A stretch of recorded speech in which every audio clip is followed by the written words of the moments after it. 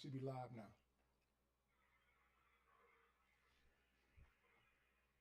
I'm looking where it shows the squares. Yeah, it'll pop up. Um, Let me do this right here.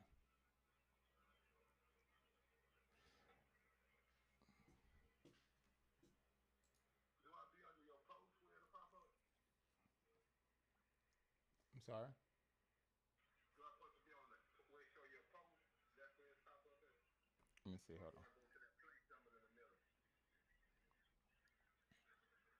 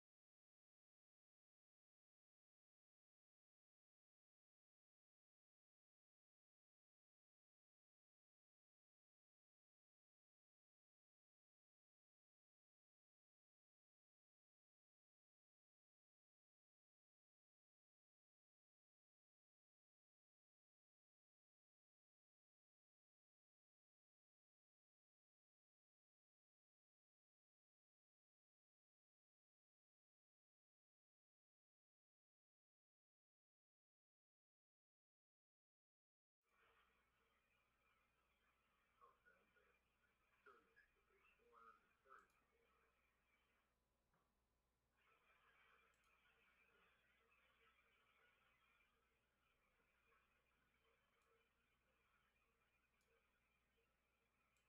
Okay, do I look at your C shared activity? Huh? It's a well, I pushed the three dots. It's a about this account, C shared activity, hide your story, copy profile URL, share this profile, QR code. It ain't showing where I play it. Like that stuff you read off to me, it ain't saying it on here. I'm gonna screenshot it too.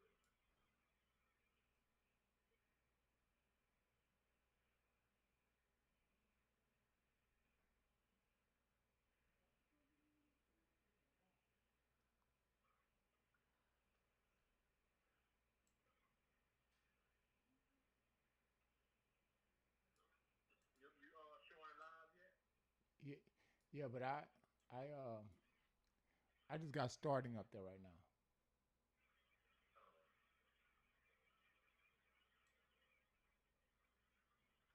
because I'm on the one where it show all your plays, like the one Yeah, where you go to just you got to go to where it say live.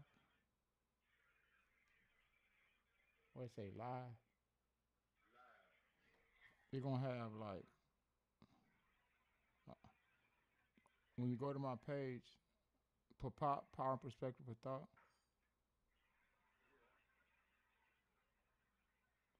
Yeah. Only thing you just got the corporate retreat lit up under there. It ain't showing me the live. That's Go, crazy. you up on the PIPOT? Yeah, I'm on Papaya. It's showing the 487 post, and then it got the little squares where I can watch all your videos. All right, you got to go to one that say Shorts, Live, Playlist. Let me see. So this guy's 2370. Oh, live videos. It's Yeah, 1904. Let's go 9206. see it now? Okay. You're gonna see Oh. start. Say starting.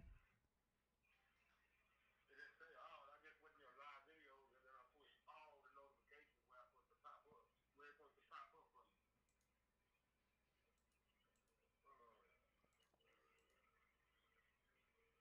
And I went to the bell on top to do that.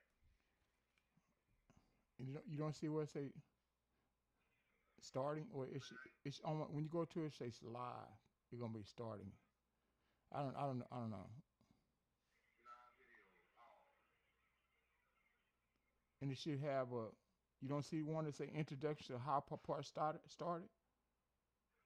don't show that. Damn.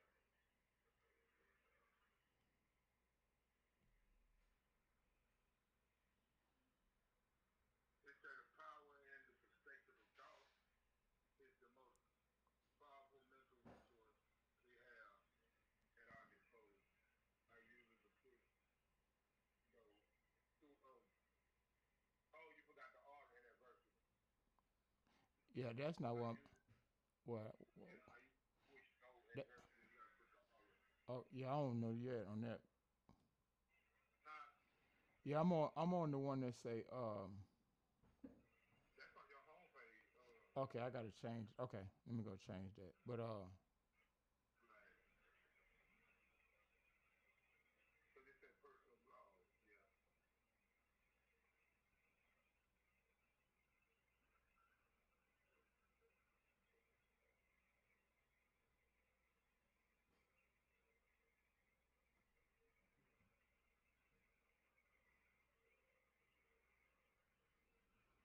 um,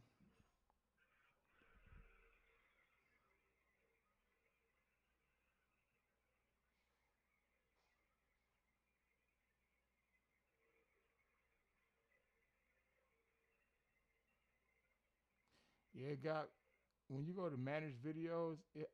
Up under it got home videos, shorts, live. When you click on my logo. Right. When I push on, yeah, I see it says share profile, copy link, or QR code. All right. Send me a screenshot of the page you on. I got to. Okay.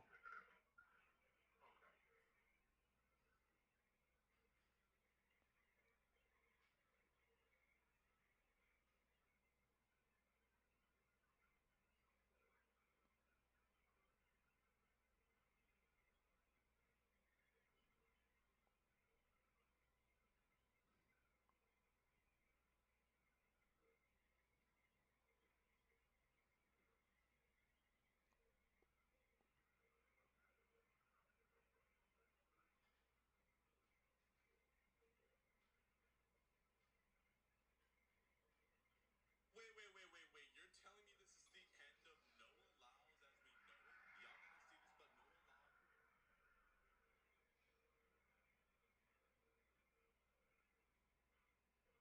Hey, Off the river said, that's your old he know video. 30 dudes in the NBA right now that go play NFL. I understand what he's saying.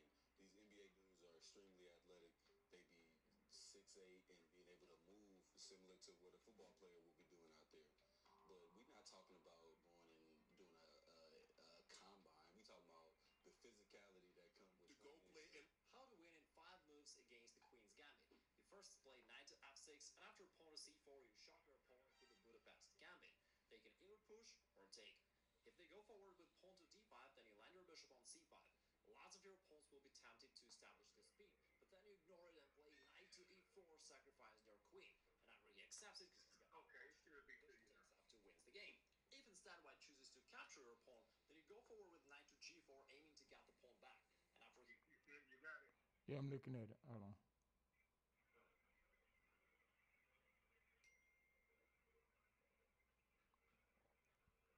Did you press?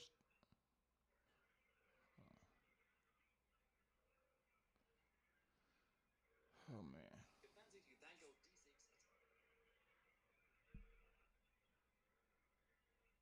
Let me go to somebody's page so I can see. Hold on.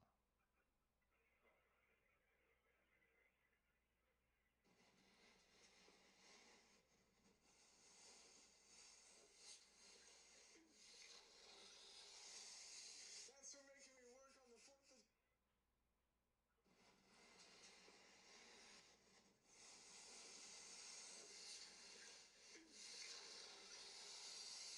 Thanks for making me work on the 4th of July.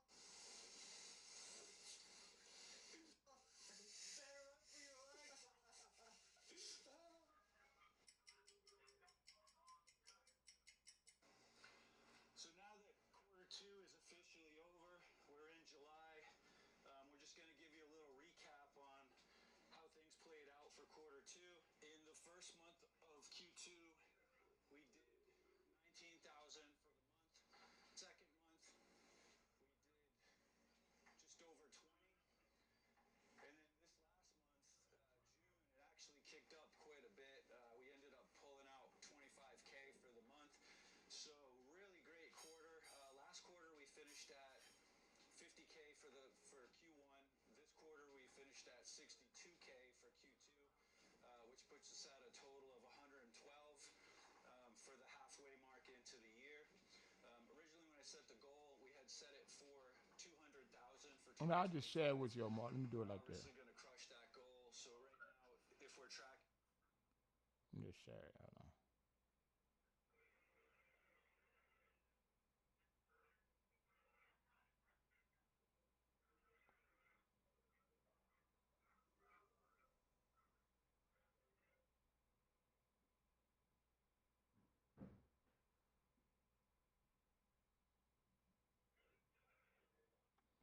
I just shared it with you.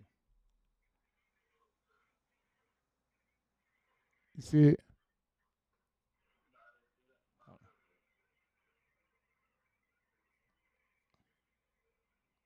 on. I just text message to you.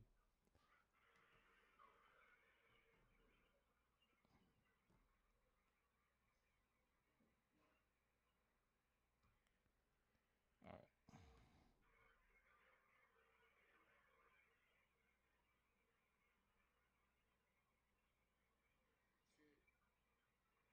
I just texted to you, Omar. Yeah, I know. I'm looking for it. You looking for it?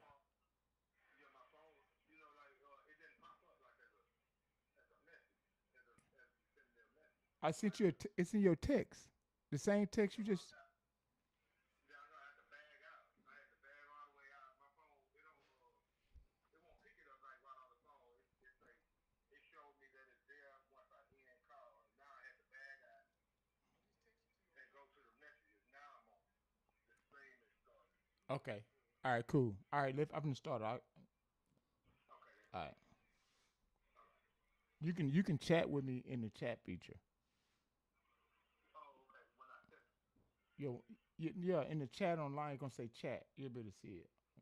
Once I start it, just go to the chat on there where you can chat.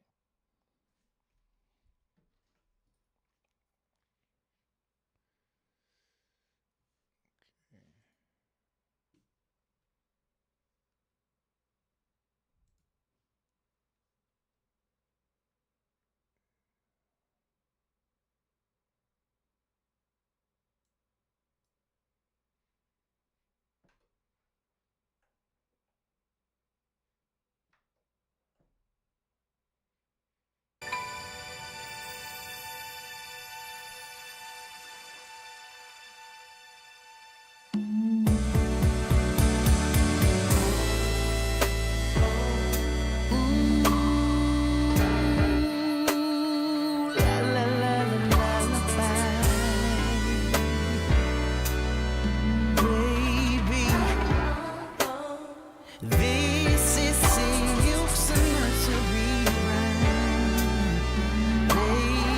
baby. La la la la la la la.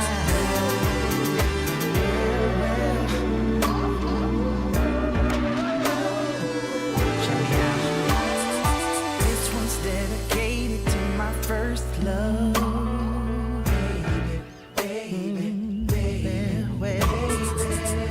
Don't you know you drive me crazy? With your sexy body, lady.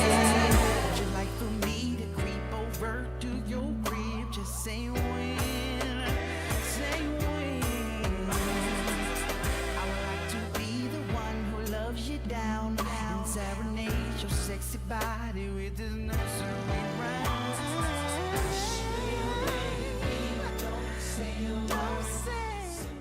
Welcome to PIPOT.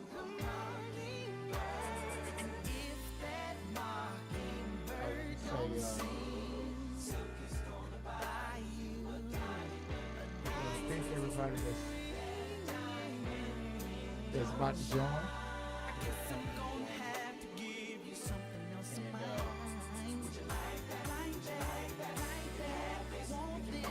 I want to tell everybody this is my first show. Something I've been aspiring to do for quite a while. I've been putting it off, and just to be honest, a lot of it had to do with fear, worried about what people may say, what people may think, and just really just having the confidence to kind of go live with what some of the sharing my life, some of the things that I'm about to share with the world, and hopefully to really help elevate the quality of thinking for people, and just help people to be more mentally strong, to believe in themselves, to understand that they can conquer anything if they have the proper perspective. And so some of the tools, some of the experiences, some of the things that I have been through, I want to share with you guys, ladies, gentlemen, others, and hopefully, you can use some of these tools and this information to grow, to be a better human being, to learn how to conquer fears, doubts, and just believe in yourself. You just really don't know. You really don't know how strong you are until you reach those really, really dark places. And if you can have the proper perspective, you can work through it. And when you look at it from the other side, you realize, like, wow, like I never would have thought that I could have made it through that, right? And one thing that I've learned is that this society makes us so mentally weak. They give other people control of our feelings, our emotions, and they don't teach us to that no one has control over your emotions and feelings but you. You are solely responsible for your emotions and your feelings. And they teach us to be the victim in everything. And the goal of this show is to show people how to be critical thinkers, how to challenge things that we've been conventionally taught. And I want to say this right here. One thing I've learned: if something is true, it's okay to challenge it because it's going to show to be true. There's no use to getting your emotions, getting your feelings because someone is challenging the truth. The truth is going to stand on its own, right? The truth doesn't need any validation because it's the truth, right? And one of the things that I've learned is that anytime you're emotionally tied to your idea, ideology, or thoughts, facts no longer matter. So people are so emotionally attached to their ideas, their belief systems, their thoughts, until when truth comes in and it challenges what they already think or what they already believe, they have an issue. And you should, because if it's true, it's going to stand. If it's not true, it's going to fall by the wayside. And so these are some of the things that I have learned to deal with, right? I don't have a problem with the truth. Again, so one of the things that I'm going to talk about first, this first show is going to be an introduction to my life, me growing up, me doing 15 years for a robbery that I had nothing to do about. And it was tough. I was on my way to college. I was pretty smart. I was considered pretty smart. I put it that way. Pretty sharp little guy. I didn't get into trouble, things like that, right? For the most part. But I never in a million years would have thought that I would land in some of Texas' hardest prison systems. And I visited quite a few during that 15 years span from 1990 to 2005. So my goal is to share some of my experiences, some of the things that I went through, and really what made PIPOT so powerful and so impactful in my life today. And I resonate on it. I remember the other day I was thinking, I was like, man, Antonio, man, you need to be proud of yourself. Like, brother, you really need to be proud of yourself based off all the things that you went through, all the things that you've done, and how you persevered and you came out, right? So, um, and I am proud of myself because it's been quite a journey, but I made it. I made it, right? And I'm proud of myself. So, hold on one second.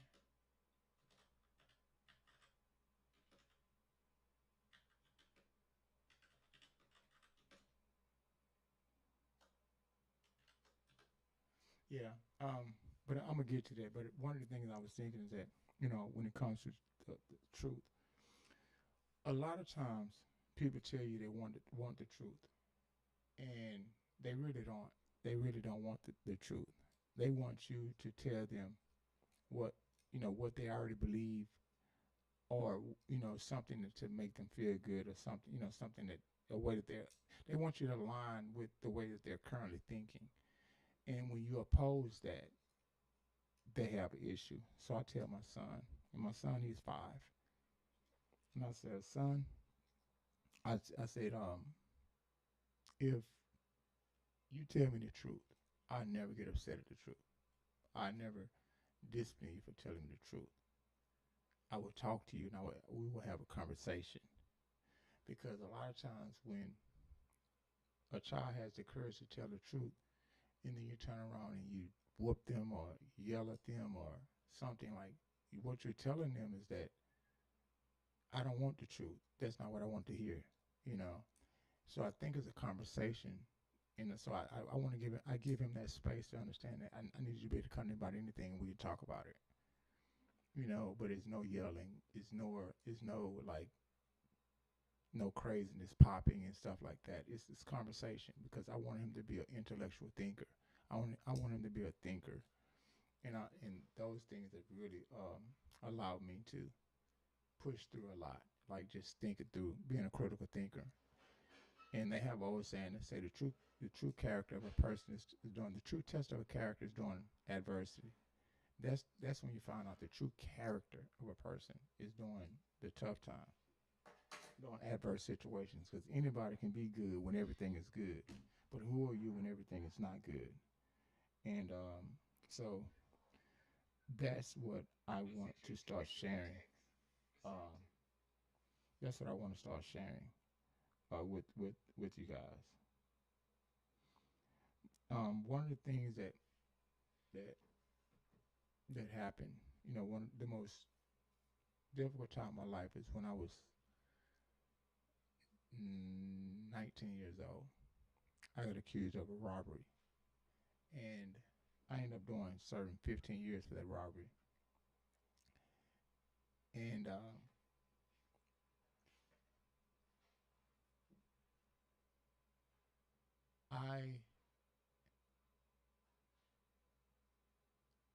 it was tough. It was a lot of things that I went through in there, and during those 15 years, I didn't think I was going to make it. At one point, I was in a cell for 8 years for 22 hours a day. So I was in this one cell for 22 hours a day, and I only came out 2 times for recreation. And so my entire time for that, I was just reading. Well, not just the 2 hours, but they would send us to the fields, and in the fields where you go out there with an aggie or a hoe. It's like a tool with a metal tip on it that chops grass, and you would just hit on the ground all day, chopping up weed, chopping up dirt. Um, it's basically like tilling the soil, just human beings doing it. We'll all be in a line, and you'll have one person at the front of the line. It's really just like you see on TV. You have one person at the front of the line, hitting, calling out the cadence, which would be something, and everyone would have to hit the ground at the same time, um, in line with that cadence. And if you didn't, you would be subjected to disciplinary actions, um, someone coming up there trying to beat you up or hit you or something physical, something of that nature. And some of the cadence went something like, I never forget this stuff. 1, 2, 3, and your 4 step. So you would hit the ground in cadence with the 1, 2, 3, 4 step, and the whole line. Sometimes would be up to 50 people in a host squad. That's what they were called, host squads. And you would hit the ground. Everyone had to hit the ground at the exact same time and step at the exact same time. And you would just move forward, just chopping down grass, like grass and brush tall as 6 feet. I mean, really tall. You would have to chop this stuff down. We move forward, right? Sometimes you would encounter snakes and all these different things like that. And so it was just that experience, And I remember I met this brother called Omawali. I never forget this, but he was with the Nation of Islam, and we would go out to the fields and we would talk about things. And he was very, very, very sharp brother. He would tell me stuff like, you could tell you how fast how hot the sun was, how fast the Earth moved on its revolution and rotation. Um, he would just tell us how far all the different planets were from each other. And I was so astounded with that information. And I was like, how old the Earth was. When did the dinosaurs die? How many times the world had been kind of destroyed? Just this type of information. It was so profound. I was like, wow, man, where did you learn all this stuff at? And he said, man, through reading, like just through reading. And that door, that opened up a door for me to start learning, because I started getting books, dealing with history, dealing with everything, religion, just everything, and it just opened up a whole new door of information, a plethora of information that really just came into my consciousness that I was never aware of, right? And that just really started changing me. And one of the biggest things that changed me the most was I had a really, really, really, really bad anger issue.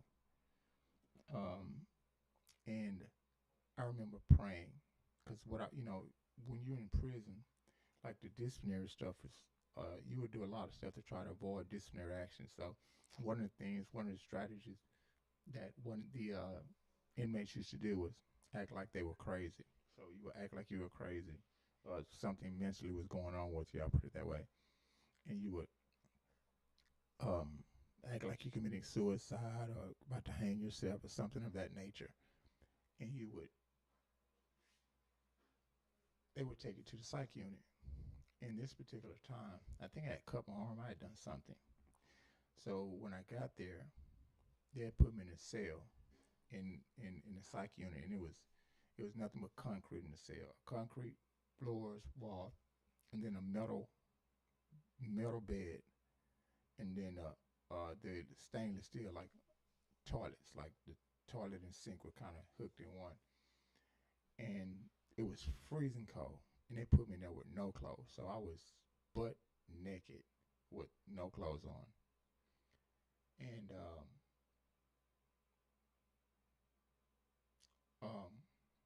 I was so cold.